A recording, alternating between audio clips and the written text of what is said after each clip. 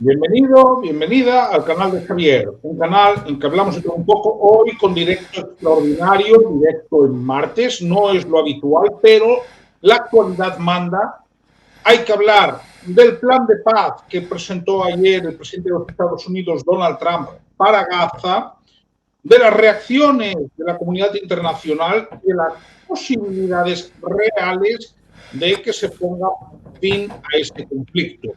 Para ello tengo hoy al politólogo y amigo del canal, Juan Carlos Pérez. Gabón, Juan Carlos. Gabón, buenas noches. Y en breve esperemos que se incorpore Gustavo Beidler. Así que antes de nada, y que podamos leer punto por punto los 20 puntos, si valga la redundancia, del plan de paz de Trump, ¿qué valoración podemos hacer general de introducción? Bueno, en buena medida voy a acogerme a Fox Mulder cuando vuelva a decir I want to believe, quiero creer. El póster se veía una cosita volando ahí en la serie de X-Files, pero aquí esto es más tangible, más humano. Esta puede ser la oportunidad, puede ser la última oportunidad, puede ser la viable, sobre todo por los actores que han operado y que han intervenido. ¿Es una opción seria? Pues parece que sí. ¿Recibirá acusaciones? Sí, también. Y eso lo veremos después también. De quien ha saltado como si fuera un resorte diciendo esto es tal cosa, tal otra. Lo cual ciertamente es bastante definitorio y por eso, después de ver quién está en contra, me he reafirmado de que este puede ser el plan, el bueno, el que puede tener algo para salir adelante. Sobre todo, si hay una cosa que sí, de las que no aparecen en los puntos, pero que inferida debería de estar como elemento importante.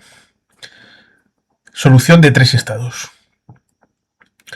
Porque no puede condicionarse la situación en Gaza a lo que suceda en Cisjordania, y lo que suceda en Cisjordania no puede condicionarse a lo que suceda en Gaza. Sería un error. Otra cosa es que de aquí a 20 años, o de aquí a 10, 15, o el periodo que sea, el gobierno que haya en Gaza y el gobierno que haya en Cisjordania vuelvan a reunificarse porque lo decidan la población de Gaza y de Cisjordania. Cosa que quedaría en manos del futuro. Pero lo más lógico es que dado que han tenido 20 años, y no es moco de pavo, porque quiero recordar algo que igual la gente puede pensar es extemporáneo, pero esos 40 años de la República Democrática Alemana supuso un cambio tan importante que sigue vigente en el periodo electoral de la Alemania actual. Sigue habiendo una brecha. Y lo mismo podríamos hablar de la República de Vichy, que duró 4 años, no 40, 4. Y sigue teniendo afectación hoy. Por tanto, 20 años de separación entre Gaza y Cisjordania seguro que tiene afectación. Y por tanto, esos caminos divergentes requieren soluciones propias de cada territorio. Bien, lo que vamos a hacer es leer el plan completo, más que nada porque tenemos que saber de qué se habla y estoy convencido de que mucha gente no lo sabe. Sí, pero hay un pequeño detalle. Esto viene en buena medida de una propuesta que está elaborada y capitaneada por Tony Blair, 21 puntos. Estos 21 puntos, que los asumió en parte Donald Trump, luego fueron cotejados con países árabes que le dieron algún movimiento, de algún detallito, de algún cambio. Y cuando Trump, que estaba de acuerdo, y los países árabes que estaban de acuerdo, pues se le pasó a Bibi Netanyahu, que hizo algún cambio a última hora. Y de ese concepto evolutivo es de donde vienen estos 20 puntos. Por eso es interesante lo que luego se puede hablar respecto de la declaración conjunta de ministros de exteriores de países árabes / musulmanes, lo cual ratifica... Más musulmanes que árabes, porque hay países que no tienen nada que ver con Arabia. Exacto, ratifica la idea de que esto de ninguna manera es un diktat de los dos que lo presentaron, sino que tiene más salsa. Es importante, lo vamos a leer. Aclaramos que el primer ministro de Israel ya ha dicho que lo apoya. Entonces son estos puntos. Donald J. Trump. Punto número 1. Gaza será una zona desradicalizada, libre de terrorismo, que no representará ninguna amenaza para sus vecinos. Esta ya es una declaración de intenciones y saca a Hamás de la ecuación. Punto número 2. Gaza será reurbanizada en interés de la población de Gaza, que ya ha sufrido lo suficiente. Punto número 3. Si ambas partes aceptan esta propuesta, la guerra terminará inmediatamente. Las fuerzas israelíes se retirarán hasta la línea acordada para preparar la liberación de los rehenes. Mientras tanto, se suspenderán todas las operaciones militares, incluidos los bombardeos aéreos y de artillería, y las líneas del frente permanecerán congeladas hasta que se den las condiciones necesarias para una retirada completa por etapas. Hay que decir que en este momento serían 48 los rehenes aún en manos de Hamás y amigos, porque hubo una noticia que puede tener cierta importancia y que salió antes, incluso de haberse conocido estas condiciones y haberse presentado en rueda de prensa en la Casa Blanca.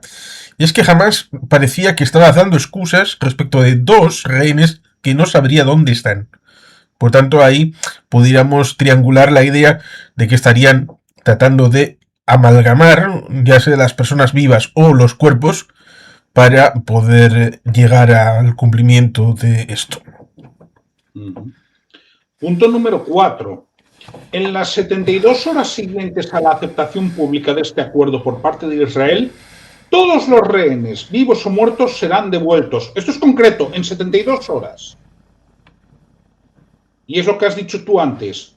O vivos o los cuerpos, pero todos sin excepción. Punto número 5.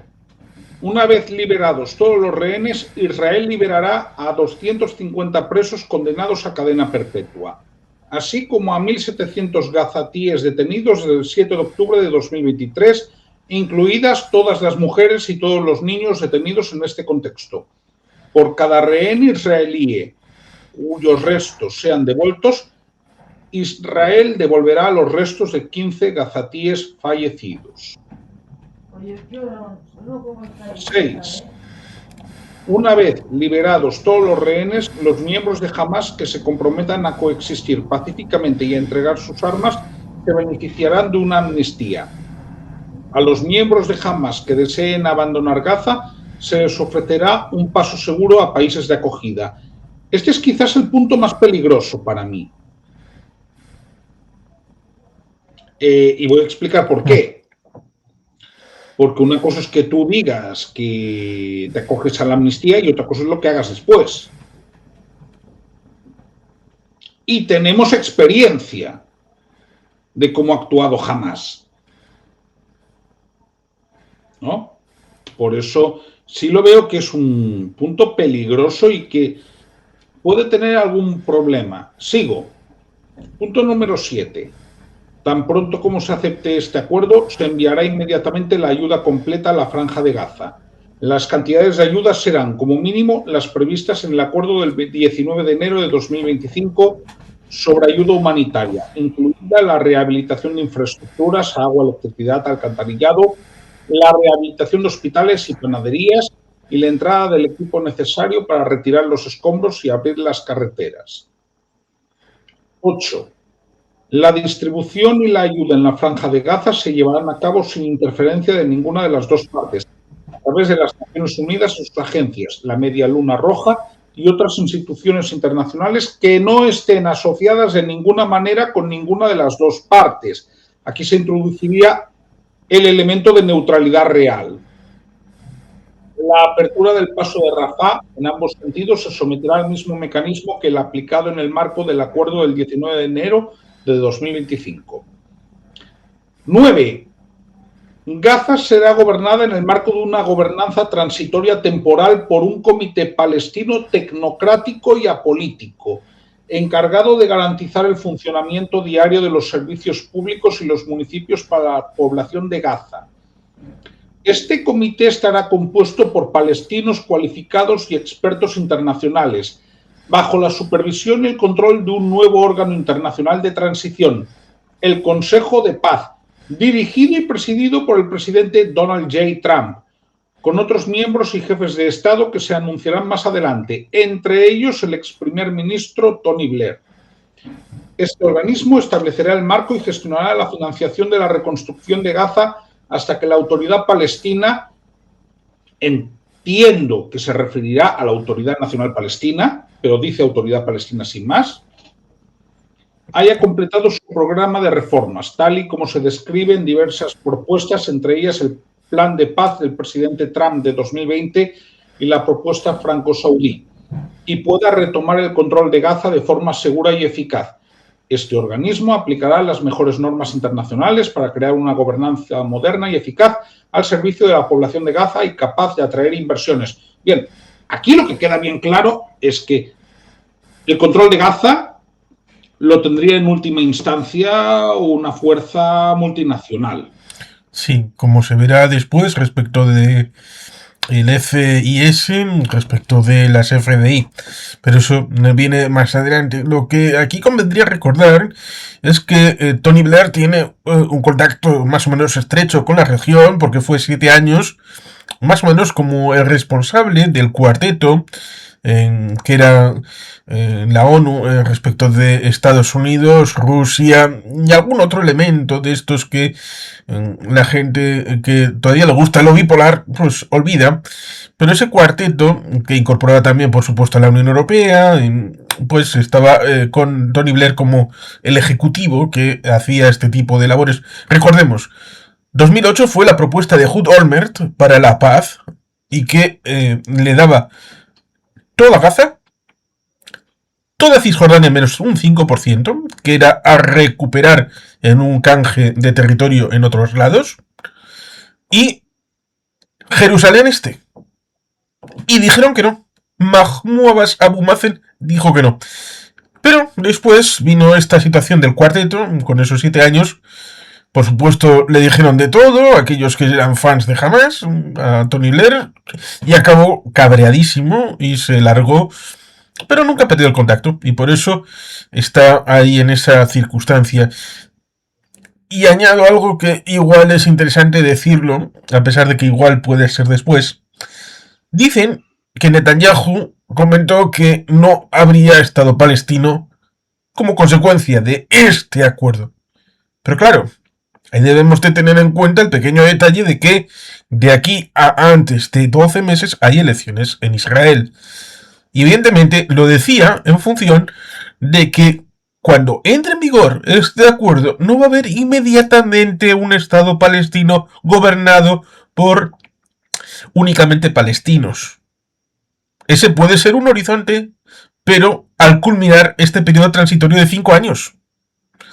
Y además sabe perfectamente de que si dijera sí, habrá un Estado palestino, pues igual Smotrich y Ben Gvir dicen aquí tienes mi puñal, ¿dónde está tu intercostal? Así que era un juego un poquito dialéctico a la hora de enjuagar asuntos internos respecto de esta propuesta, pero no la cuestionaba en ningún punto. Punto 10. Se elaborará un plan de desarrollo económico de Trump destinado a reconstruir y dinamizar Gaza, reuniendo a un grupo de expertos que han contribuido a la creación de ciudades modernas y prósperas en Oriente Medio. Bien, me salto algo porque hay un poco de paja aquí. Se tendrán en cuenta con el fin de integrar los marcos de seguridad y gobernanza para atraer y facilitar estas inversiones. Estas crearán puestos de trabajo, oportunidades y esperanza para el futuro de Gaza. Al final va a ser verdad eso de la Riviera en la que estaba pensando Trump. Sí. ¿Es esto? Y que en buena medida podemos encontrar en Dubái y en otros puntos del Golfo este tipo de ciudades que han surgido un poquito como champiñones en pocas décadas con una arquitectura cogiendo lo mejor de los arquitectos de Occidente, edificios que se hacen siempre que hay dinero. Bueno, pues en buena medida está hablando de eso, de poner el lugar en valor para poder hacerlo vivible de nuevo. 11. Se creará una zona económica especial con aranceles y tasas de acceso preferenciales que se negociarán con los países participantes. Bueno, esto tiene su lógica si tú quieres reconstruir algo, ¿no? Es decir, de la misma manera que en la antigüedad se creaban este tipo de zonas exentas. No, en principio no podemos hablar exactamente de un paraíso fiscal, pero sí de una zona en la que sea más fácil invertir. Una zona con fiscalidad especial. Efectivamente, ¿qué es lo que en España ha habido con las zonas francas, por poner un ejemplo? ¿No? Sí, sería como, en el mejor de los casos, coger aquella ley de puertos francos de Canarias del siglo XIX. Correcto, pero incluso en península podemos hablar de casos como la zona franca de Barcelona en su día, es decir, efectivamente esto no sería, para que nos entendamos, un Liechtenstein. Vamos a ver. 12. Nadie será obligado a abandonar Gaza y quienes deseen marcharse serán libres de hacerlo y de regresar. Animaremos a la gente a quedarse y les ofreceremos la oportunidad de construir una Gaza mejor.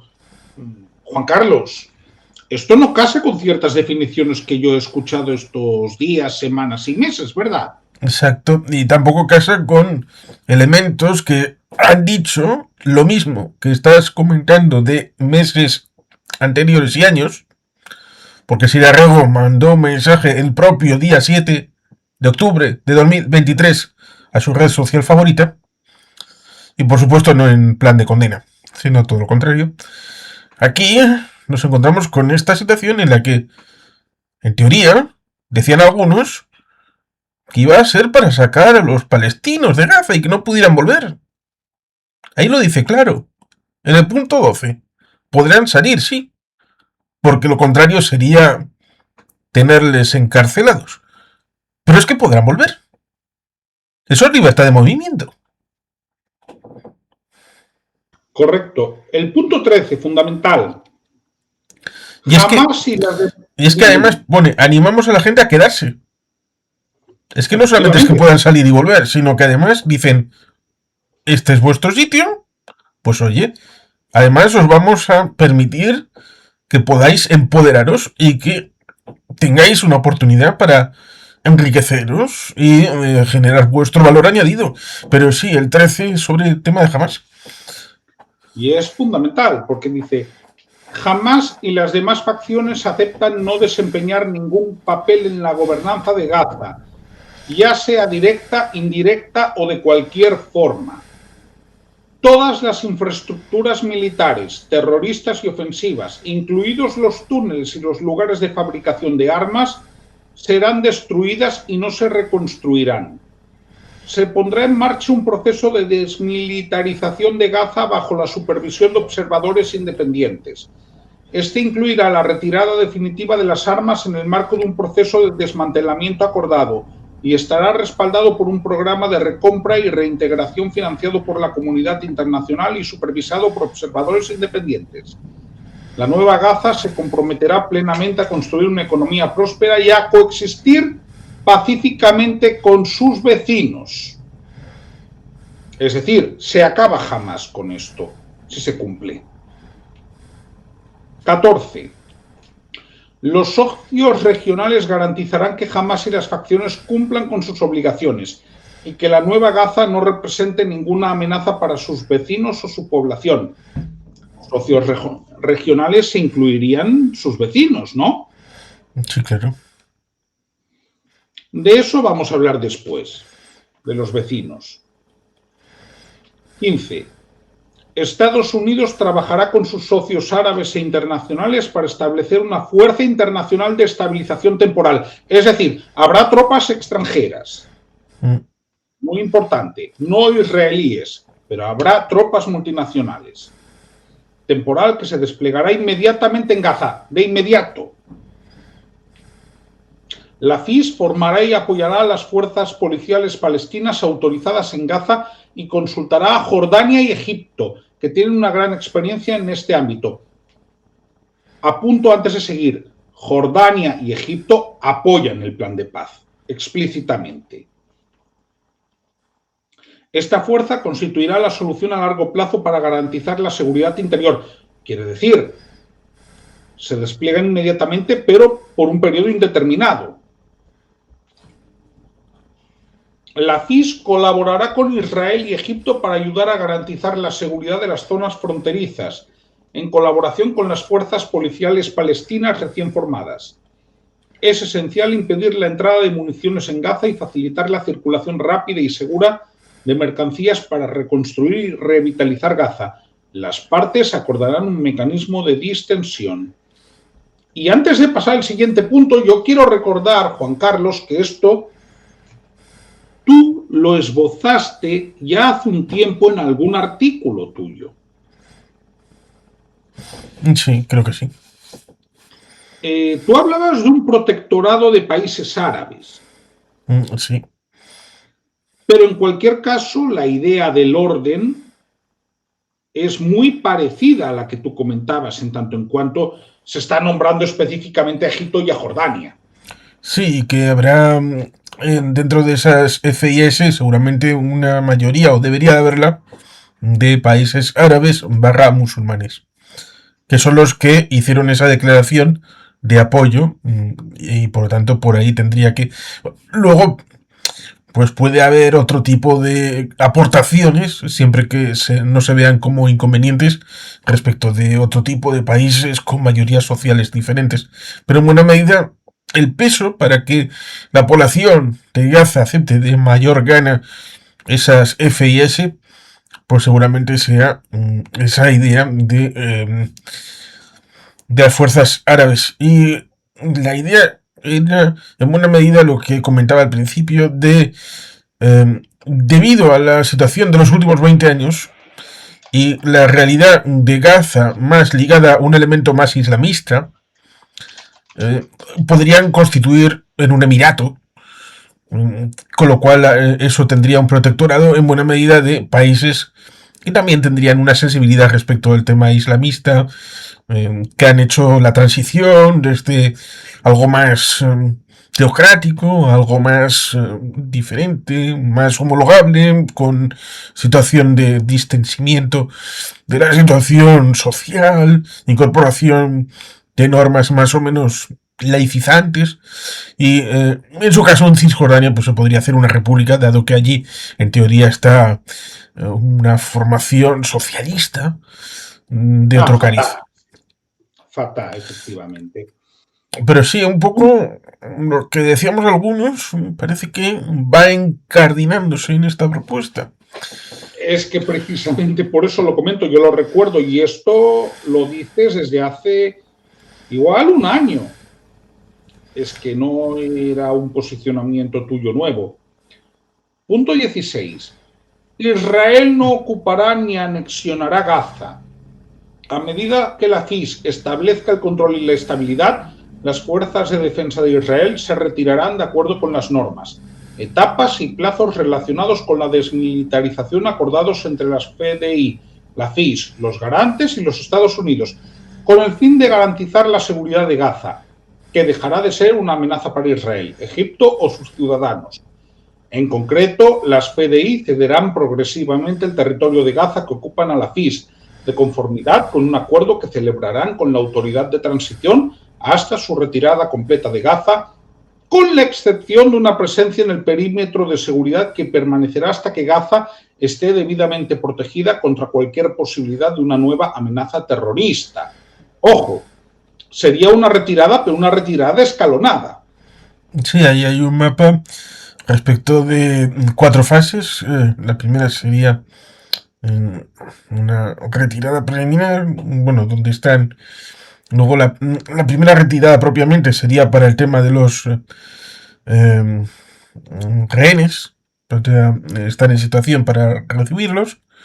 La segunda ahora mismo no recuerdo cuál era, pero la tercera era esa situación del cordón externo. en una pequeña franja de seguridad. 17. Si jamás retrasa o rechaza esta propuesta, las medidas mencionadas anteriormente, incluida la operación de ayuda a gran escala, se aplicarán en las zonas libres de terrorismo transferidas por las FDI a la FIS. Cosa que, por cierto, me parece muy inteligente. Sí, es una cláusula de seguridad. En este momento estaríamos hablando de un 80-20. Un 20% del territorio de Gaza estaría aún, de alguna manera, en manos de Hamas y asociados, y el 80% estaría en manos de control de las FDI. Con lo cual, por ahí estaría ese hecho de la mayoría del territorio es susceptible, con o sin el consentimiento de Hamas. Punto 18. Se establecerá un proceso de diálogo interconfesional basado en los valores de la tolerancia y la coexistencia pacífica, con el fin de intentar cambiar la mentalidad y el discurso de palestinos e israelíes, haciendo hincapié en las ventajas que puede aportar la paz. Bueno, muy bonito, hay que ponerlo, pero tampoco es que tenga fuerza dogmática en el sentido de imponer. 19. A medida que Gaza vuelva a desarrollarse y progrese y que el programa de reformas de la Autoridad Palestina se aplique fielmente, podrían reunirse por fin las condiciones para abrir una vía creíble hacia la autodeterminación y la creación de un Estado palestino, lo que reconocemos como la aspiración del pueblo palestino. Y 20. Estados Unidos establecerá un diálogo entre Israel y los palestinos con el fin de acordar un horizonte político para una coexistencia pacífica y próspera. Bueno, esto significa básicamente que Estados Unidos asume el papel de mediador en todo el proceso y de garante del cumplimiento del mismo. Justo cuando termino de leer el plan de paz de Donald Trump, los 20 puntos, tenemos aquí a Gustavo Beyler, que hoy además está por celebrar el Yom Kippur, la fiesta del perdón. Muy buenas, Gustavo. ¿Qué tal? Buenas tardes para todos. Bueno, en realidad no es una fiesta y no se celebra, es exactamente todo lo contrario. El Yom Kippur es un día de... Exactamente, y no se celebra cuando termina, porque uno cuando termina el ayuno empieza a comer y ese sería el momento de celebración, pero durante el Yom Kippur no se celebra. Sí, de hecho por eso en 1973 agarraron a Israel con el pie cambiado, precisamente por eso. Exacto. Mira, acabamos de leer literalmente el plan de paz. Puedo añadir que respecto del Día del Perdón de 1973 tuvo evidentes elementos negativos, pero curiosamente hubo un momento positivo, dado que todo el mundo estaba recogido, las calles para el movimiento de tropas fue bastante más rápido debido a la ausencia de tráfico. Con lo cual, ciertamente, todo hay que comentarlo. Exacto. Mira, acabamos de leer literalmente el texto del plan de paz, muy buenas noches, Muad'Dib, de Donald Trump. A ti, como miembro del pueblo judío, te lo tengo que preguntar, y como persona que tiene un canal muy comprometida. Yo he visto tu vídeo de hoy, ¿de acuerdo? Yo te tengo que preguntar ahora en directo, ¿qué piensas de este plan? ¿Puedo ser 100% honesto? Bueno, de eso se trata. Bien, no me importa. Lo único que me interesa es que vuelvan los secuestrados. Todo lo demás después puede cambiar. Sí, pero tú sabes que en esos 20 puntos eso es de lo primero que se habla. Nunca, desde la fundación del Estado de Israel hasta la fecha, un tratado fue respetado por los palestinos. Lo único que se ha respetado hasta el momento es el tratado de paz con Egipto y el tratado de paz con Jordania. Todo lo demás que firmaron los palestinos lo violaron o se negaron a firmarlo. Hay que ver las declaraciones de Bill Clinton cuando dijo Yasser Arafat estuvo 14 días en Washington y a todo dijo que no. Por lo tanto, que vuelvan los secuestrados y después la historia va a ser otra. Los 21 puntos Son para Hollywood. Bueno, pero uno de ellos es en 72 horas todos los rehenes de vuelta. Sí. Es el único punto que me interesa. Todos los demás. Claro, pero lo digo porque eso es conmensurable, es decir, son 72 horas, no hay más historia. Claro, pero después de esas 72 horas, ¿quién garantiza de que la yihad islámica no empiece a disparar? No olvidemos que el 7 de octubre vino a consecuencia de los pactos de Abraham. Y creer que hoy en día Hamás manda o tiene el poder de decidir, es muy poquito lo que le va quedando a Hamás. El único poder que tiene Hamás son los secuestrados. Si los secuestrados vuelven en 72 horas, ¿qué va a tener Hamás? Pues lo del punto de el que quiera amnistía, acogerse a amnistía, y el que quiera paso seguro a otro país, pues paso seguro a ese otro país que le quiera acoger a esta gente, porque esa es otra. A ver quién es el simpático que quiere acoger a este tipo de gente. Pero sí, es cierto ámbito de prudencia, sin ánimo de Yom Kippur de decir nada por encima de ti, querido amigo. Los 14 días eran Camp David, donde al final del mandato de Bill Clinton se llevaron al primer ministro de Israel y al presidente de la Autoridad Palestina para hacer lo que no se había conseguido respecto de ese plazo de 5 años de Oslo, que empezaba en 1994 y culminaba en 1999 para tener un Estado palestino, que no quisieron. En 2000, viendo y pensando, los demócratas son los únicos que son capaces de llevarla adelante, y los republicanos, si es que vienen, pues entonces van a joder la barraca y por tanto adiós el plan de paz. Y por eso con Bill Clinton, de tratar de llegar a eso. Pero es que en Camp David, en esos 14 días, como dice el propio Bill Clinton, lo reconoce, solamente hubo 2 temas que quedaban para solucionar todos los problemas, solamente quedaban 2. Y uno de ellos era la bomba atómica de neutrones, que algunos se trataron de inventar respecto de la destrucción desde dentro, demográficamente, de Israel, como es el tema del llamado derecho al retorno. El otro era la capitalidad. Cuando Ehud Olmert, en 2008, hace su propuesta, como dije antes, incluye Jerusalén Este. Y aún más dice que no.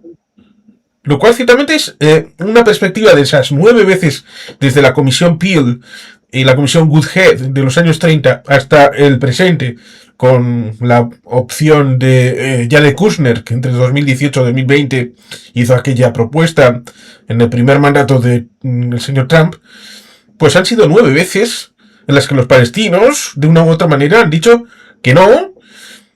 Digo palestinos de una u otra manera porque, claro, la autoridad palestina se crea en 1964. Y hasta el año 48 los palestinos, y se puede ver en múltiples manifestaciones, eran los judíos. Pero más allá de esto, y de la historia, pues nos encontramos con esa situación de aparente escepticismo, sano escepticismo, respecto de lo que pueda suceder. Por eso decía, en cierta medida, yo me siento más cerca de ese Fox Mulder cuando tenía en el póster eso de I want to believe. Yo quiero creer. Me encantaría creer, pero acá hay un dicho, no sé si es un dicho de acá o es un dicho internacional, que cuando uno se quema con leche, después ve una vaca y llora. Entonces, ¿cuántas veces tuvimos tratado de paz sobre la mesa? Juan Carlos, estoy seguro que mucho mejor que yo me va a decir año, quiénes lo intentaron firmar, todo. ¿Y en qué estamos? En el 2005, Israel se va de Gaza. Se fue. Hagan lo que quieran. La Unión Europea principalmente, y otros actores, pero principalmente la Unión Europea, les dio miles de millones de dólares. A Gaza se le dio más dinero que el plan Marshall después de la Segunda Guerra Mundial. Más dinero a Gaza, que es un barrio de Madrid, el tamaño que tiene. ¿Qué hicieron? Entonces, ¿por qué yo ahora tengo que creer que van a firmar algo y lo van a aceptar? Devuelvan a los secuestrados y después vemos qué pasa. Estoy en esa postura negativa, sepan. He pasado, estos últimos días he tenido mucha angustia, porque no puedo dejar de pensar, y alguien me va a decir, ¿por qué no pensás en los bebés de Gaza? Porque estás vos para pensar en los bebés de Gaza. Yo me preocupo por los bebés de Israel. Y la verdad, estoy muy angustiado porque pasa el tiempo, y ahí siguen los secuestrados. ¿Has podido, Gustavo, hablar en los últimos días con algún familiar o con gente del entorno de alguna persona que tenga esta problemática? Sí, prácticamente todos los días. ¿Hoy qué día es? El 30 de septiembre. Martes, sí. Hoy es martes. El viernes hablé con una prima de mi papá que su nieta empezó el ejército. Y estuvimos hablando un rato, porque obviamente es gente que está que vive continuamente con el corazón en la boca cada vez que suena el teléfono. O sea, yo me acuerdo cuando mi papá estuvo enfermo, que estaba muy grave, sonaba el teléfono en casa y el sonido del teléfono a mí me asustaba. Sí, yo también he vivido eso y sé lo que es. Porque sabía que el teléfono en un momento iba a sonar y me iban a decir, era mi hermana la que estaba con mi papá en aquel momento, y yo sabía que si yo escuchaba del otro lado la voz de mi hermana era para darme la peor noticia.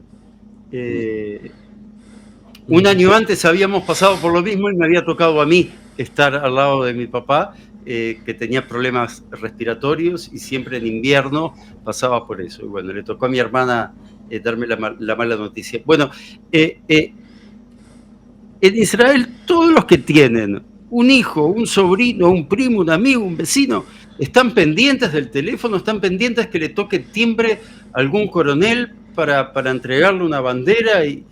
¿Me explico? Desde el 7 de octubre están viviendo así. Yo entiendo lo que están viviendo en Gaza. Yo tengo la capacidad de salir de mi cuerpo y ponerme en el cuerpo de otro. Entiendo lo que están viviendo en Gaza.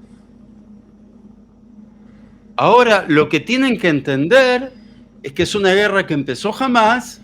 Lo que tienen que entender es que el pueblo de Gaza es rehén de Hamás. Lo que tienen que entender es que a esta hora cerca de 1 millón de gazatíes que estaban viviendo en Gaza City fueron evacuados por el ejército de Israel. No fueron desplazados, fueron evacuados para salvar sus vidas, porque Israel quiere tener una guerra mano a mano con Gaza sin que haya civiles de por medio. Y yo me pregunto, en la Segunda Guerra Mundial, los aliados, ¿cuántos pueblos evacuaron de civiles alemanes antes de bombardearlos? ¿Cuántos?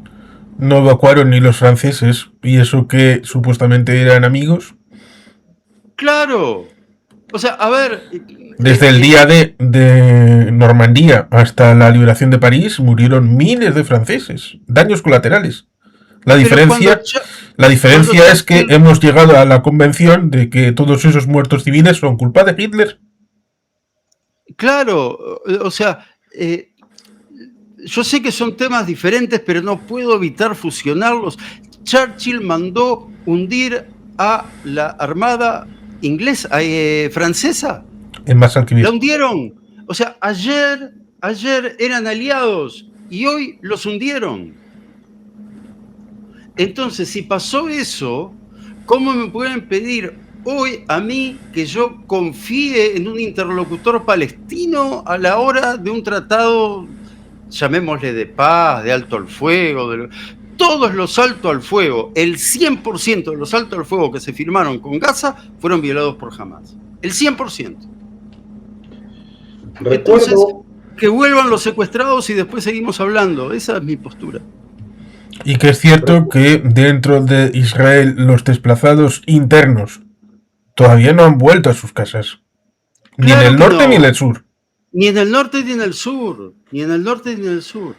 Pero eso de hecho creo que lo hablaste cuando entrevistaste la semana pasada a Moshe el Rabino, ojo, precisamente sobre esa problemática. Lo recuerdo porque fue con motivo del Rosh Hashanah, que creo que es el año nuevo, ¿no? Sí.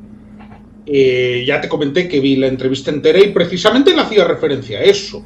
Yo quería saber quién era el que había visto la entrevista entera, ahora ya me enteré quién fue. Sí, y hoy hicimos otra que es el próximo video hablando sobre justamente el Día del Perdón, sobre Yom Kippur. Y bueno, Moshe es el caso de un rabino que sus hijos van al ejército, porque los que no mandan al ejército a sus hijos son extremistas. Los en el del caso Shas, de él, normalmente. Los del ¿cómo? Shas. Los del Shas. Sí. Una parte, no solo. Lo del jazz son una parte, pero hay otra parte tan grande como el jazz que tampoco los manda. Pero él estuvo mucho tiempo fuera de su casa porque estaba en el norte y continuamente Hezbollah estaba disparando y él se quedó solo en la casa. Él había mandado a toda la familia a lugares más seguros y él se quedó solo en la casa porque él es músico y tiene un estudio de grabación en su casa y dijo, no, yo el estudio no lo dejo. Lo vi tocando la guitarra, que por cierto la toca bastante bien. Claro, sí, tiene discos editados, es un músico de primera línea y él en su momento tuvo ya volvemos, tuvo mucho éxito como músico y decidió dejar la música porque no era compatible con la religión. Pero hoy en día podría ser un músico millonario y decidió ser rabino. Mira, nos comparte aquí nuestro amigo Moabud sobre lo de Hamás precisamente, sobre el dinero que le dieron las instituciones internacionales, la ONU, que lo gastaron en construir búnkeres, túneles y comprar armas, ¿cierto? Una corrección. Búnkeres, no hicieron ningún búnker. Y si hicieron algún búnker, lo hicieron para ellos, para los líderes, pero para el pueblo, para los civiles, no. Los civiles israelíes tienen búnkeres. Sí, los túneles tampoco eran para los civiles, eran para Hamás. Eran para ellos. Pero sí es cierto que cuando Israel sale unilateralmente en 2005, hay muchos elementos en Gaza que hay que considerar. Si hablo de flores, la gente pues igual puede pensar qué frívolo este. Pero cuando se produjo en enero la confrontación entre Trump y un Gustavo Petro que se bajó las bragas directamente y dijo, aquí está mi pompis, querido Donald, en Colombia tenía un mercado de flores que exportaba a Estados Unidos, muy importante. Pues Gaza tenía algo parecido, había desarrollado un sistema de venta y exportación de flores de unos invernadores muy cuidaditos, en los que también hacían fresas, que también tenían, y también unos tomatitos de agricultura, que también se vendían y tenían su predicamento, con lo cual estamos hablando de decenas y decenas de millones de euros en ingresos legítimos por flores, tomatitos, fresas, agricultura. Pero es que además había una pesca de toda esta franja en la que también tenía cierto saber hacer con estas formas tradicionales, con unas barcas pequeñitas, lo cual para algunos, pues en vez de las grandes arrastreras, pues parece que da cierto sabor, eso del pescado tradicional. Bueno, pues parece que también tenían un nicho. Pero es que también había resorts. Ahora pareciera que los únicos resorts son los de Donald Trump, pero había un poquito de turismo en esas playas que eran bonitas y las habían dejado. En el sur de Gaza había hoteles 5 estrellas. Sí, a eso me refiero, exactamente. Claro. Hay gente que piensa que que como se hizo tanta propaganda con aquello de una cárcel a cielo abierto, sí, anda a buscar en los guetos de la Segunda Guerra Mundial hoteles 5 estrellas. Por eso, si vas sumando cosas, Israel en 2005 dejó un lugar con potencial, con mucho potencial. ¿Qué hicieron? Destruirlo. Destruyeron los invernaderos porque era contrario a su modo religioso de entender la vida. Desenterraron las conducciones de agua, que fue financiada al 100% por la Unión Europea, 100%, y se ven vídeos de cómo orgullosos cavando para sacarlo y hacer lo que solamente pudieron y quisieron hacer. Solo dos industrias proliferaron en 20 años, solo dos. La de túneles y la de cohetes. Y ya está. Bueno, y la del cazo, sí. Y la del cazo de recibir ayudas internacionales, claro está. Y agreguemos que el 7 de octubre... Perdón, Xavier. No, y trapichear con la ayuda humanitaria por parte de Hamas. Y agreguemos que el 7 de octubre había 36 hospitales en la Franja de Gaza. Sin embargo, las personas que tenían enfermedades graves tenían que ir a atenderse a Israel. Que las personas que los iban a buscar a la frontera y los llevaban a los hospitales israelíes fueron las personas que ellos mismos mataron el 7 de octubre. La pregunta es, 36 hospitales para la misma cantidad de población que, por ejemplo, hay en Montevideo, pero en una cantidad de kilómetros cuadrados mucho más reducido. En Uruguay, en Montevideo, hay aproximadamente unos 14 o 15 hospitales. Allá había más del doble, 36, pero eran incapaces de atender a los civiles gazatíes que estaban enfermos. ¿Qué había en esos hospitales? Y sin embargo siguen acusando a Israel, bombardearon hospitales. Ni un solo hospital fue bombardeado. A todos los hospitales entraron con fuerzas especiales. ¿Para qué? Para liberar a los hospitales de los comandos de Hamas que había dentro de los hospitales, que para eso se usaban. Sí, hasta el punto de que en el Hospital Europa, concretamente, dado que una cosa es lo que había dentro de los hospitales, pero que había debajo también de todos los hospitales. Y como eso que había abajo, y sigue habiendo en algunas construcciones, si se vuela, pues evidentemente lo de arriba colapsa. ¿Qué hicieron en el Hospital Europa? Llenarlo de hormigón y de otros productos para no tener que dinamitarlo, para que el hospital de arriba pudiera ser aprovechable. Hasta ese punto, Israel y sus FDI han sido muy cuidadosas y muy quirúrgicas. Tenemos una cuestión, la primera. Vamos a ver.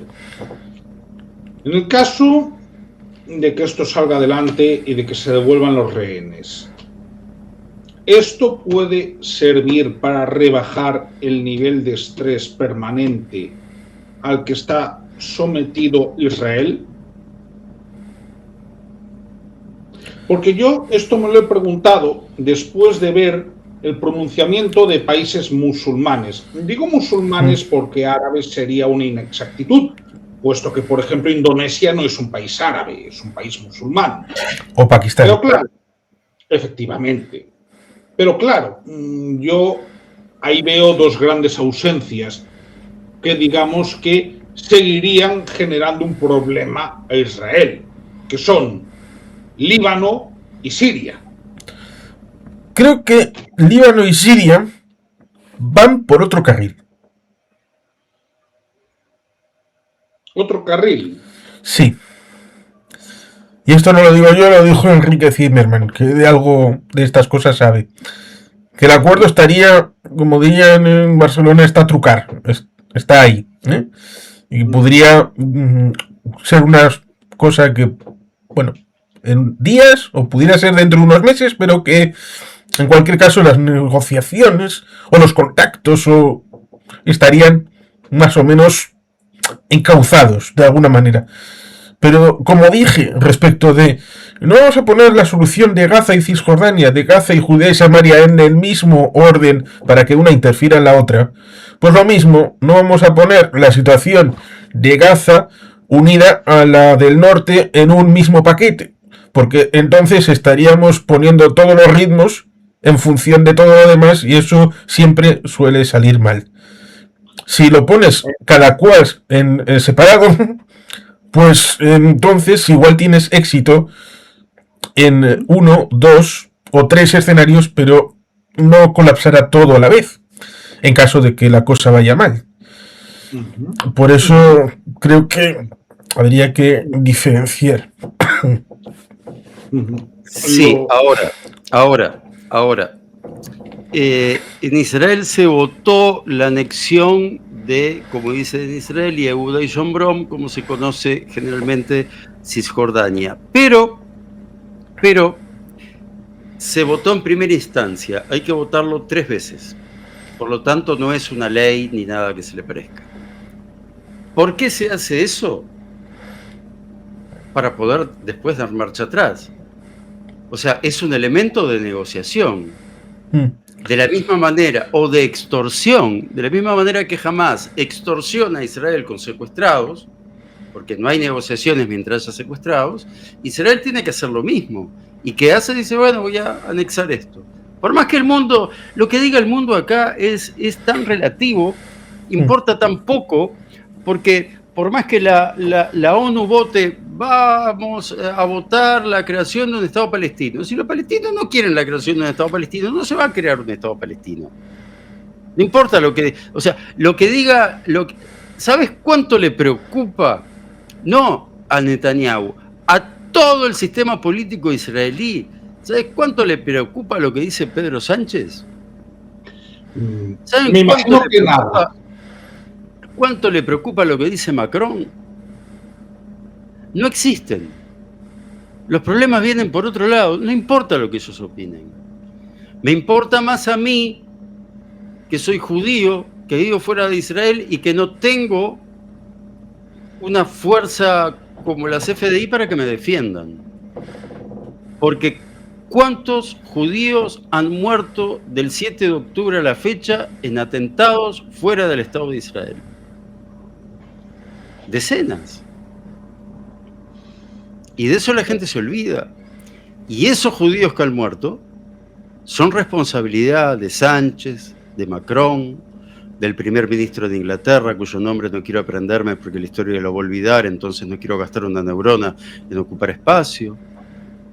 Son responsables de eso. Tengo la certeza que la historia los va a juzgar como lo que son, cómplices de terrorismo. Y a lo que preguntabas, son casi 1000 soldados muertos, israelíes, ¿Sí? que evidentemente requerirán un tratamiento de las familias, por supuesto, para una situación de homenaje digno cuando haya terminado todo esto. Por supuesto está el tema de los reservistas, un estado con un ejército pequeño después de la crisis económica del 75 al 85, que curiosamente salió bien porque se convirtió en una startup nation y todo aquello que le ha llevado a ser un país tecnológicamente avanzado, en buena medida próspero, en buena medida rico, pero evidentemente sí se puede tratar de evitar debido a que en buena medida la historia de los conflictos en el ámbito de Israel han sido de corta duración y esto va 2 años. Si se logra algún tipo de destensamiento o de encauzar con el tema de Gaza, eso será bueno para tener que volver a un ejército más o menos pequeño, viable, permanente, y que esos reservistas puedan volver a sus actividades económicas, más allá de la situación social, personal, de que habrá que enjuagar muchas lágrimas, habrá que hacer acompañamiento y todo esto, pero sería una etapa más tranquila, creo yo. Con lo cual, claro, si es posible, pues ahí habría una oportunidad. Vamos a tratar de ver los dos. O sea, hay una guerra, por lo tanto hay dos bandos.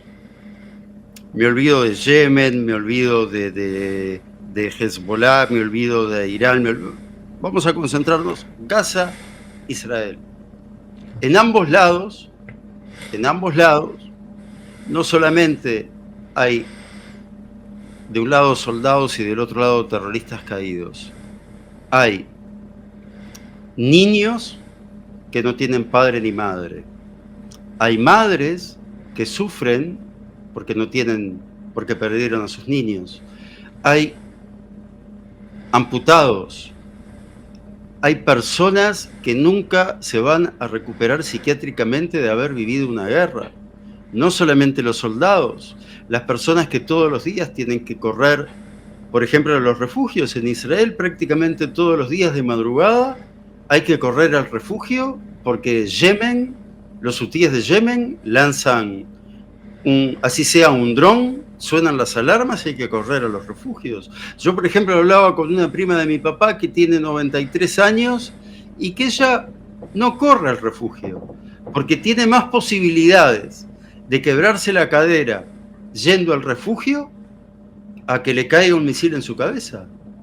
Entonces, como ella, hay miles de ancianos que se quedan sentaditos y que sea lo que Dios quiera. Me explico, o sea, es el 100% de la población que sufre cada vez que suena una alarma. Pero además, todo lo que deja la guerra, que no son solo los soldados muertos, son los soldados que vuelven, como decía hoy, con problemas psiquiátricos. La forma correcta de decirlo es con trauma posguerra, o con problemas físicos, las familias que quedan destruidas. Es horrible todo lo que viene después de la guerra. Y en los dos lados, no me fijo solo en Israel, también en Gaza. En Gaza, ¿qué es lo positivo? Que van a poder construir ciudades desde cero, van a poder construir casas con cimientos, cosa que tenían prohibida. Hicieron propaganda diciendo que el ejército de Israel les prohibía construir casas con cimientos y era Hamás que se lo prohibía para poder hacer los túneles. Toda esa propaganda ya surtió efecto. Israel es el culpable, los judíos somos los culpables. Está bien, estamos acostumbrados, lo llevamos en el ADN, vamos a saber defendernos. Yo me alegro que los gazatíes vayan a poder reconstruir la franja de Gaza si es que se cumplen con estos 21 puntos de este acuerdo que todavía están pensando si lo van a firmar. ¿Qué es lo que tienen que pensar? Quizás ellos piensan que cuanto peor mejor. Y hay el problema de la mentalidad, que cuando vos crees que tenés que morirte para ir a un lugar mejor, es muy difícil luchar contra eso.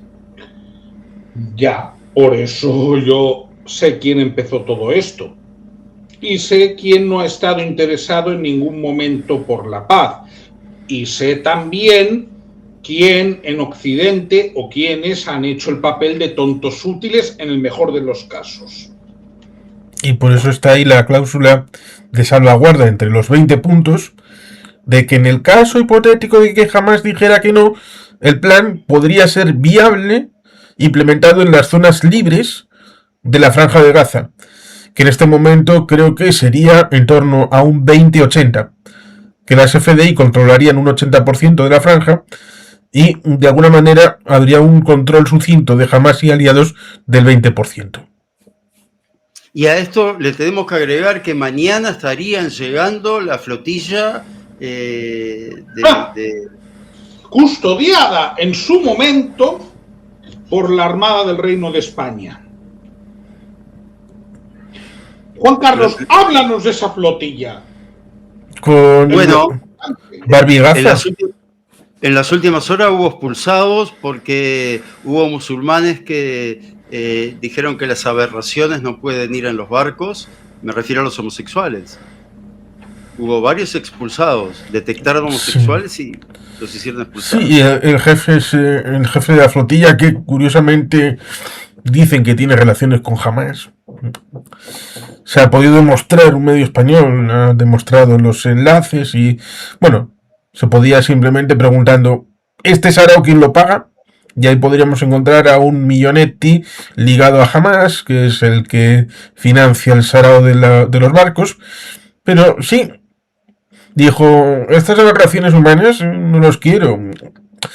Pero sí, Claro, ahí nos encontraríamos pero con elementos que... ya- Meloni envió también un barco, pero de otra forma, distinta, otro concepto respecto de lo que tiene Pedro Sánchez. En las últimas horas también, después de haber pasado por Mykonos, porque es que llevan un mes. Y esto recomiendo. Muad'Dib, bueno, a ti no te lo recomiendo, Xavier, porque tú ya hace bastante que le conoces. A Sergio. Sergio está sí, haciendo un seguimiento día a día en sus canales. Sergio de un tío blanco hetero. sí, Sergio TVH. Pues lo está diciendo bastante bien. Sí, pero Lo aquí hay que que hay. preguntar. Pero aquí hay Oye, que preguntar. que la flota turca también se quería montar en el Sarao de ya los acompañamos nosotros también. Lo cual es curioso porque hay una línea naranja acordada internacionalmente enfrente. No es que lo diga Israel, no, hay una línea naranja que no se puede pasar de ahí. Claro, pero aquí hay unas cuestiones que tenemos que socializar, porque a mí no me gusta que tomen a la gente por tonta. Vamos a ver. Y hay que socializarlo para darlo a entender. Dice Muad'Dib, se ha pegado un crucero por el Mediterráneo. Sí, es lo que a mí me parece. Y es donde yo quería preguntar a mis amigos. A ver, supongamos que tú sales de Barcelona, que fue de donde salieron, ¿no? Vale. ¿Tú cuántos días tardarías en una velocidad normal en llegar pues, a Tel Aviv, por ejemplo? A una velocidad normal, ¿eh? Pues no lo sé. Pero es que casi han tardado tanto como Cristóbal Colón en llegar a América. Desde Canarias. Te lo estoy preguntando. Vamos a ver, es el Mediterráneo, no son tantos kilómetros.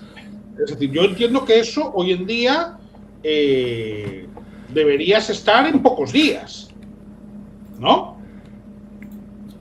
A ver, alguien que sepa de navegación marítima, ¿a cuántos nudos se puede ir en condiciones normales desde Barcelona a Tel Aviv? En barco. ¿De acuerdo? Lo digo para que comparemos cuánto se tarda y cuánto llevan estos. Ahí Muad'Dib podría ayudar porque, como es isleño. Muad'Dib, si nos puedes echar una mano y estás por ahí, dínoslo. Un velero depende de los vientos, mínimo 7 días, máximo 15. Pero es que estos llevan un mes, creo. Sí, un mes. Muad'Dib, oye, se dice que como mucho 15 días. Estos llevan un mes. Vamos a ver. Pongámonos en situación. Para empezar, si yo lo que quiero es ayudar, no me voy de fiesta, no hago paradas tan largas, no sé, o sentido común, ¿no? Es que es eso, dijeron, es que tenemos un problema en uno de los motores, así que hemos tenido que parar en Mykonos. Bueno, pero también pararon en Menorca. Claro, es que a ver, luego teníamos ahí, digamos que agente de empaque, por ejemplo, Ada Colau, creo que estaba, ¿no? Sí, ya da colocado. Y estaba Greta Thunberg. Sí. Un poco He-Man, pero sí. Entonces. Y estaba Barbie Gaza. Barbie Gaza. Esto para mí es un poco una metáfora. Sí, ¿no? Con una camiseta con las boobies ponía la cuenta de Instagram para que la gente se fijara en lo importante. ¿Sabes cuánto puede durar Barbie Gaza en un túnel? 11 a 14 días de navegación. Muad'Dib, ¿y cuánto llevan estos? 11 a 14 días. De Muad'Dib nos vamos a fiar, que se conoce bien tal. Pero es lo que decía Gustavo. A lo sumo 15 días. No te has equivocado. Con muchos son 14. Sí, lo curioso es que a partir de octubre, ya para noviembre, parece que se empieza a picar un poco el agua en el Mediterráneo. Sí, a partir de octubre, a partir de ahora, del mes que viene. Con lo cual, si no cortan el Sarao, se pueden encontrar con que los barcos se queden en aquella parte del Mediterráneo. Es que de hecho no deberías navegar de noviembre a marzo en el Mediterráneo, ¿no? Un mes ya, efectivamente llevan más del doble, de lo que deberían. Por lo tanto, pero digamos que este campismo, que yo entiendo que esto ofenda a un judío, pero ya no a un judío de Israel, sino a un judío de todo el mundo. Primera, porque nos hemos pasado el verano escuchando raudales de demagogia en todas las fiestas populares de España, en cualquier sitio.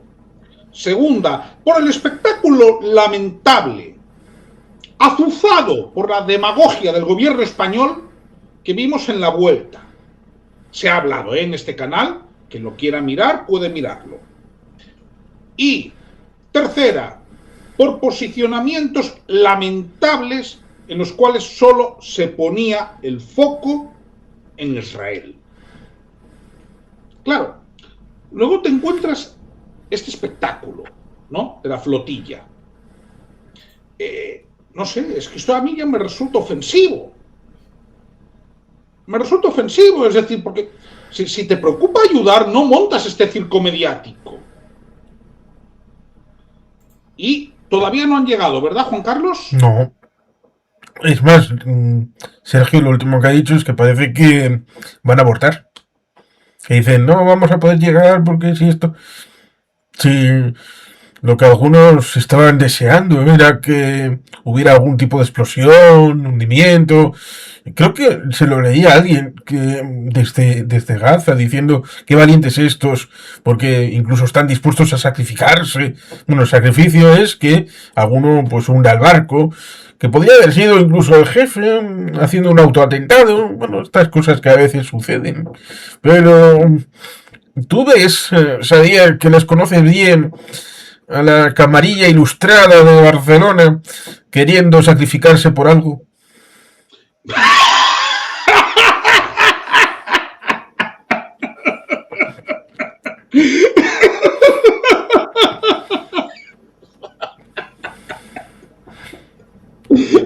Mira, dentro del mal, me apostaría más por la camarilla de Santiago. Sinceramente, si tengo que elegir dentro del mal, ¿no? Pero por la de Barcelona, por esos pijos progres. Es que es una representación de esa camarilla la que ha ido en la flota. Siempre sí. Sí. Vamos a ver, pero ¿no te acuerdas cuando Collboni no hace tanto, el alcalde de Barcelona, quiso hacer el numerito? Sí. Pero quiso ir a visitar Israel. No quiso ir con su querida pareja a visitar las calles de Gaza, por supuesto, eso no. No fotis. Bueno, tendría que haber demostrado que, digamos, que era un espacio de libertad y tolerancia, ¿no? Yo si me permiten, Sí. voy a hablar un poquito para atrás de algo que habíamos hablado. Desde el 7 de octubre del 2023 a la fecha fueron lanzados hacia Israel casi 30.000 misiles. 30.000 misiles. ¿Sí? Después, muertes en otros conflictos.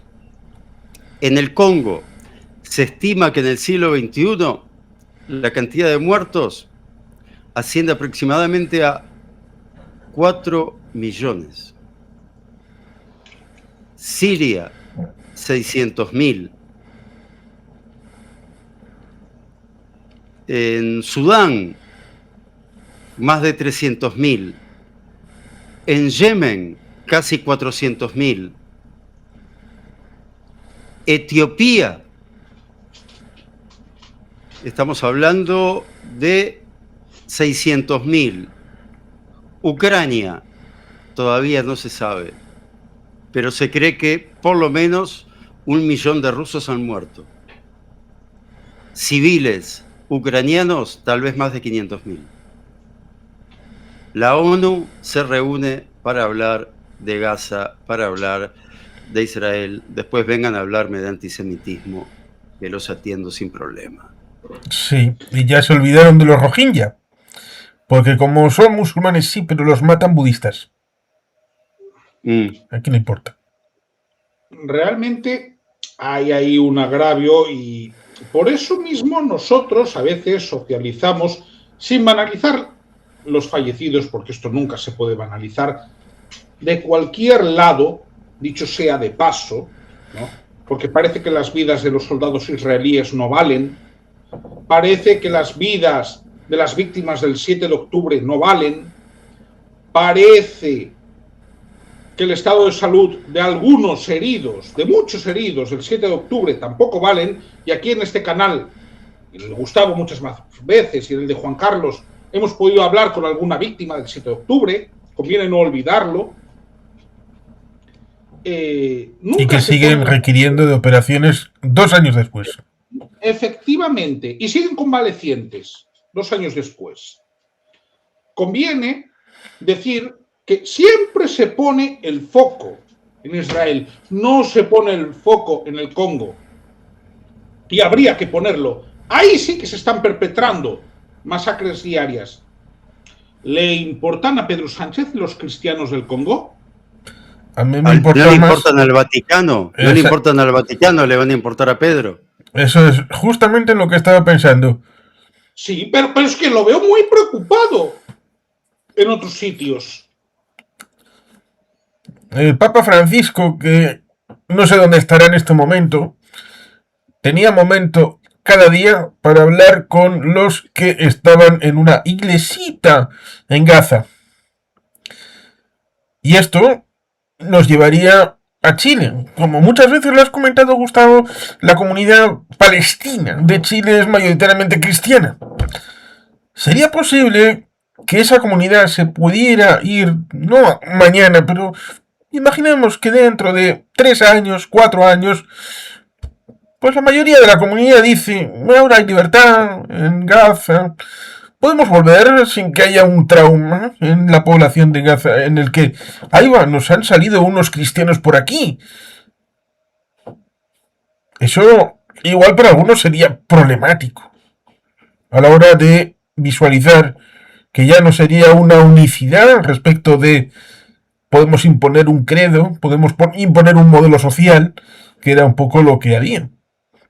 Y en esto pido que se me entienda lo que quiero decir. A veces se hablaba... Oh, vaya, espero que no he echado a salir. No tengo poderes. Soy un humano simplemente. Cuando se habla respecto de las circunstancias de las llamadas colonias y de los enclaves judíos en Judea y Samaria, si hubiera una situación racional, ordenada, como si esto fuera Suecia con el caso de Noruega, y no es el caso, podría haber población judía viviendo en un estado palestino. Sería algo tan razonable como que vivieran judíos y cristianos en la franja de Gaza, en un ámbito hipotético de respeto que existe en Israel, donde hay un 20% de árabes y un 18,5% de musulmanes, que son tan hermanos en la fe y en la etnia que los que viven en Jordania que los que viven en Gaza. Pero ahí es donde falla. Algo que Israel da como natural, parece que pensar siquiera, no digo desde el ámbito israelí, respecto de la anexión, sino desde el punto de vista palestino, de que esas colonias se los ve como algo extranjero y que jamás pueden integrarse en una visión más plural, más amplia, respecto de que esos judíos puedan ser parte connacional. Y por eso, también, desde ese punto de vista, está el hecho de que parte de la culpa es de los palestinos, de una visión que precisamente en teoría viene en los 20 puntos, cambiar la mentalidad, ese punto buenista, buena ondita, pero que si se tomara en serio, debería de hacer una transformación radical, sobre todo en una de las partes, que es la que no ha interiorizado en todo este tiempo, esa visión de derechos humanos y de respeto al otro y a la alteridad de un convecino que no sea musulmán. de que sea judío, de que sea cristiano. Cierto, estoy hablando un poquito de cosas que podrían estar muy bien y que en la realidad me confrontan y que me está haciendo que no sea algo que tenga razón, pero bueno, yo creo que ponerlo encima de la mesa creo que estaba bien. No, nunca está de más. Dentro de Israel hay barrios, hay aldeas árabes a los cuales los judíos no tienen prohibida la entrada, pero tienen carteles que dicen no siga adelante, usted está entrando a X aldea, por su seguridad le recomendamos de la vuelta. Y dentro de esas aldeas todos los carteles están escritos en árabe. Si uno va a Israel y recorre las carreteras, todos los carteles están en hebreo, en inglés y en árabe. Muy importante. A ver, cuestiones para recapitular, porque creo que hemos podido hablar hoy de lo fundamental, sobre todo de las opiniones que podía suscitar este plan, ya lo has comentó Gustavo desde el principio. Juan Carlos, bueno, mientras iba comentando los puntos ha podido decir cosas. A ver, Muad'Dib, sobre lo segundo no soy muy optimista a corto plazo. Sobre lo primero, este mes de octubre vamos a saber muchas cosas, va a haber novedades en un sentido o en otro, pero octubre va a ser un mes muy movido, ¿de acuerdo? En relación a Venezuela. A ver, entonces, tenemos esta situación, habrá que esperar qué sucede con los rehenes, si hay una liberación. La postura de Gustavo es muy clara, esa es la prioridad. Aparte, hay que decir, en su canal siempre es lo primero que dice cuando empieza un vídeo, el número de rehenes que están secuestrados. Y yo os voy a dar una intervención final, ¿de acuerdo? Para que podáis desarrollar lo que queráis y lo que os apetezca. Yo simplemente decir que espero que vuelvan los 48 secuestrados en condiciones de detenidos desaparecidos en la Franja de Gaza, en manos del grupo terrorista Hamas. Se cree que 10 o menos estarían con vida. Y bueno, mañana, en 24 horas, en Uruguay, antes en Israel, va a estar comenzando el Día del Perdón. Yo no los perdono. Y pongo en la misma bolsa a Macron, pongo en la misma bolsa a Pedro Sánchez y pongo en la misma bolsa a todos los que se arrodillan a lamerles el tujes, empezando por Petro y Lula. Juan Carlos. Ciertamente complicado el hecho de que no es la primera vez, por eso se puede preguntar uno si es una nueva más o es la definitiva, pero ¿cuántas veces le tienen que tomar el pelo a uno? No es ofensa, pido disculpas, hasta que se ve que no hay un interés sincero para llevar a cabo una propuesta para la paz. Porque es cierto que ha habido una disposición que el relato ha intentado colársela a Israel y ha sido al revés. Han sido todas las veces los que jamás ha dicho que no a las propuestas que le han ido llegando de mediadores, ya sea en Egipto, ya sea en Qatar, ya sea en todo. Pero si se trata como un fractal, con opciones de si pasa esto, ocurre esto otro, y si pasa lo contrario, entonces en un juego, como si fuera la teoría de juegos de John Nash o cualquier otra de estas cosas que al final te dan un premio Nobel, pues entonces nos encontraríamos con esa disposición de superar los obstáculos. ¿Será esta vez? No tengo ni idea, pero es que tampoco podemos dar pábulo a que haya más veces. Y si no es esta, entonces estaríamos en una situación más complicada. a la hora de lograr un escenario en donde alcancemos algún tipo de estabilidad, donde cierto jamás no tenga cabida, pero en donde sea viable algún tipo de coexistencia, como mínimo, como la que había antes del 6 de octubre de 2023. Y si se puede hacer algo nuevo, diferente, con proyección de estabilidad hacia el futuro, pues estaría muy bien. Pero sí, lo primero, y el acuerdo solamente entraría en vigor con la vuelta de los 48 rehenes.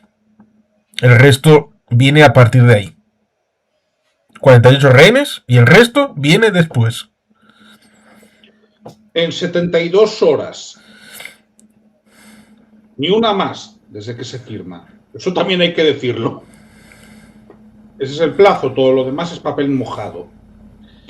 Bien, lo dejamos aquí. Yo hoy no voy a hacer una llamada a la acción al uso. Quiero desear un buen día del perdón de Yom Kippur para el pueblo judío. Por supuesto, pues quien quiera suscribirse o colaborar con mi canal, pues bienvenido siempre. Pero darle un like también ayuda, porque a veces eso es bueno, aunque solo sea para seguir emitiendo con tranquilidad. ¿De acuerdo? Así que nada, lo dicho, feliz día de Yom Kippur. Muchas gracias, Gustavo. Muchas gracias, Juan Carlos. Y nos vemos en el siguiente vídeo. Am Israel Hay.